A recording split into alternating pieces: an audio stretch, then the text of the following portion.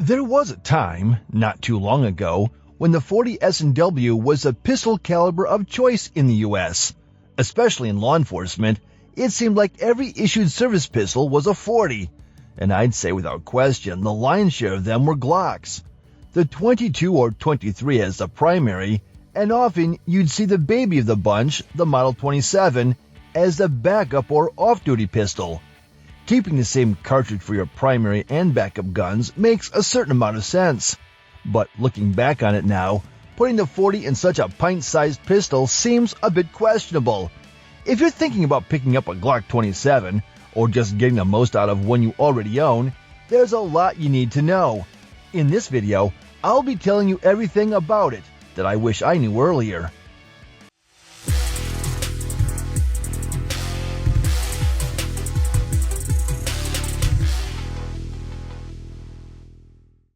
The most important thing you need to know about the Glock 27 is that the recoil is quite stout. No kidding, right? If you already own one of these guns, you certainly know that. If you're thinking about getting one, I'd urge you to shoot one first before you plunk down your cash. There's just no way around the physics of it. The 40 caliber S&W is a powerful, high-pressure cartridge, and the Glock 27 is a tiny semi-auto, one that is quite light for its size. The result is recoil that can be described as brisk if you're being charitable and unruly if you aren't. These guns demand a good grip and good technique to get the most out of them, and that's under ideal conditions. Something to consider is that this harsh recoil will affect your practical performance, increasing the amount of time it takes to get back on target and reestablish a good sight picture, and also making it more likely that you'll develop a flinch, which is very destructive to good accuracy. Much of the time, compact handguns and true pocket pistols come in smaller cartridges, not only to make the gun smaller, but also to make them more manageable to shoot. The Glock 27 is certainly small, but it takes a good shooter to tame it and get the most out of it. Assuming you've got a choice, I'd strongly recommend the Glock 26 instead, unless you know you're going to be putting in the practice to master the 27. Another thing to consider, and something no Glock fan wants to hear, is that the Model 27 is quite vulnerable to user-induced malfunctions if you have a compromised grip or a sloppy technique generally. Specifically, the Model 27 is fairly notorious for malfunctioning when limp-wristed. If you're unfamiliar with the term, it's exactly what it sounds like. If you don't keep a strong, tight grip on the gun to keep the frame stable while the slide cycles, then a failure to eject or feed may occur. No problem, I hear you say. I'm strong and tough and always keep a good grip on my pistol. I have no doubt of that, especially when you are on a controlled range and in control of all other variables. But what happens when you're down to one hand for whatever reason? What happens when you've got an injured hand? What happens if your hands are slick with sweat, blood, or something else? All of these factors add up to reduce the efficacy of your grip and increase the chances that said limp wrist malfunction might occur. This issue is further exacerbated by the short overall height of the grip area, lacking an extended magazine with a sleeve or a pinky extension on the mag. Your pinky finger is hanging off the gun. The Glock 27 is mechanically reliable overall, no doubt about that. But in my experience, the weak link in the system is often the loose nut behind the trigger, if you take my meaning. Speaking of keeping your pinky on the gun, this is way more important than you might think when handling a powerful handgun like the Glock 27. Did you know that your pinky finger is responsible for anywhere from 33% to 50% of your total grip strength? It's true. No matter which study you refer to, your pinky is hugely important in taming hard-kicking pistols. Like I just said, the Glock 27 certainly belongs in that category and already has a checkered reputation for being prone to malfunction whenever the shooter's grip isn't up to snuff. One simple, cheap enhancement that can make all the difference in your time with this pistol is to add pinky extensions to each of your magazines. Yes, this will slightly increase the overall height and bulk of the gun, something you usually don't want to do with a subcompact. But in this case, I think the trade-off is entirely worth it.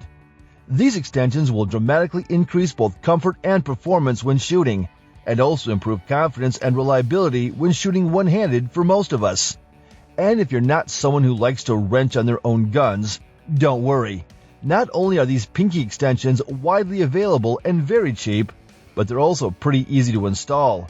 If you still don't feel like tackling it yourself, any competent gun shop employee should be able to take care of it for you in just a couple of minutes.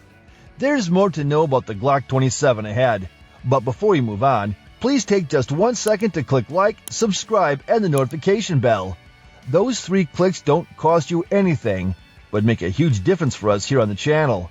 And by doing so, you can be sure that you won't miss out on any upcoming content right here on All About Survival.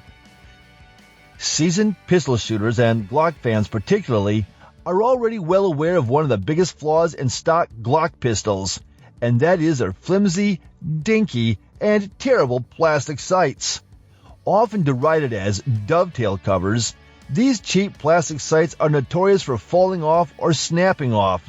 Often they just vibrate loose on their own, especially the front sight, but the first whack or hard dig on any surface, or even your holster, and they'll usually pop right out, never to be seen again.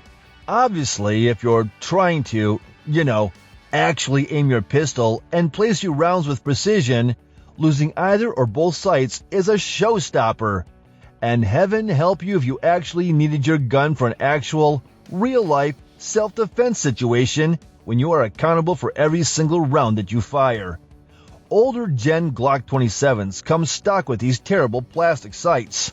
Savvy shooters usually have their own preferred aftermarket sights in mind when purchasing any new pistol, so this isn't a big deal, since they're going to come off anyway. But if you're going to run a Glock 27 box stock, again, I urge you to consider a sight upgrade mandatory. The violence of the .40 caliber in general, especially in such a light pistol, facilitates launching the front sight into orbit. If you're like most 27 owners I've known over time, you'll be out on the range running through a magazine until, in the blink of an eye, you'll no longer be able to acquire the front sight at all. It will have been sacrificed to the range monster. This is an easy thing to defer. You've got your Model 27, you shot it a few times, and all seems well. Everything will be well until the very moment it isn't when it comes to your sights. Get them replaced with metal ones. It is not all doom, gloom, and bad news when it comes to the Model 27. If you are a die-hard .40 caliber Glock fan, or just love the Model 27 in particular, for whatever reason, you are in luck. Despite the sun setting on the .40 caliber cartridge generally, Glock has seen fit to upgrade the 27 to Generation 5 specs. That means you get the Glock marksman barrel, front slide serrations, a gently flared magwell, ambi slide stop lever, modular back straps, extended beaver tail, reversible mag catch, and an upgraded locking block and slide in the case of the 27. The Gen 5 Model 27 has a noticeably beefier, thicker slide and has an unloaded weight of just under 24 ounces on the buzzer. It weighs 676 grams. The earlier generation guns weren't built quite as heavily and had an unloaded weight of 605 grams or 21 1/3 ounces. It's a small change, but it helps these powerful and pocketable pistols last longer and shoot just a little bit smoother. If you're all in on the .40 caliber cartridge, definitely consider going with the Gen 5 Model 27 if you can afford to buy new. Something else that must be considered about the Glock 27 in our day is that these guns can be had very, very cheap. Like I mentioned previously, the .40 S&W cartridge has had its time in the sun, but has largely been supplanted by the 9mm both in civilian hands for self-defense and in law enforcement service. Accordingly, there are veritable oceans of used .40s out there, including police trade-ins. The general lack of popularity, combined with a great surplus of used guns, means you can pick up lightly used examples for right at or even under $300 in many places.